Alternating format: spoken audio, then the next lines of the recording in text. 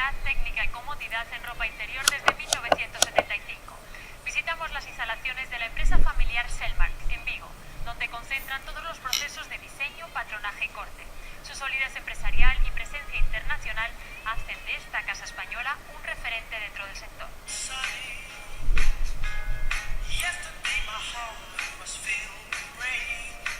Un sujetador puede llevar entre 20 y 30 piezas minúsculas en su fabricación, un número considerable que a simple vista no se aprecia y sin embargo es fundamental para que resulte cómodo y se adapte perfectamente.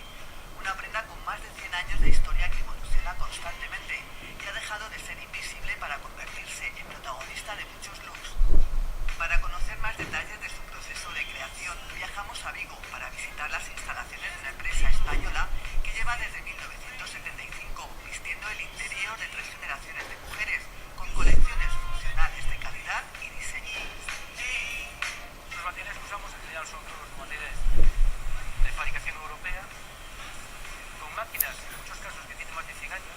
Este tejido es el que recubre las copas de las cazuelas por fuera, ¿vale? Ella está comprobando que la profundidad es la correcta para que la pieza que recubre la copa de foie se adapte perfectamente, no sea pequeña, porque si es pequeña no da la suficiente talla para el pecho. Esto es un forro, es decir, esto es el elemento fundamental interior que lleva un sujetador, que lo que lleva son estas piecitas para permitir que la prenda no ceda, no se estire.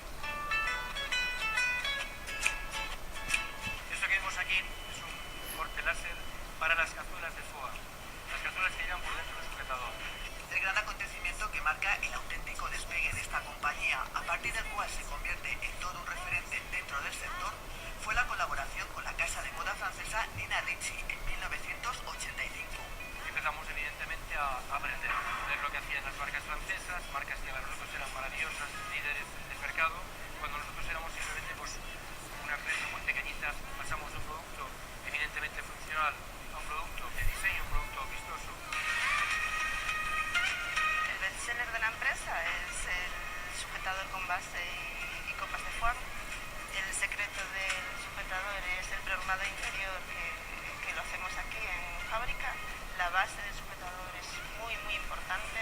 Esta zona siempre tiene que ser rígida para que no se desplace el pecho. Y la base de la copa también. Lleva en el interior un tejido semirrígido para que aguante perfectamente el pecho. El patronaje hecho casi a medida ha sido el elemento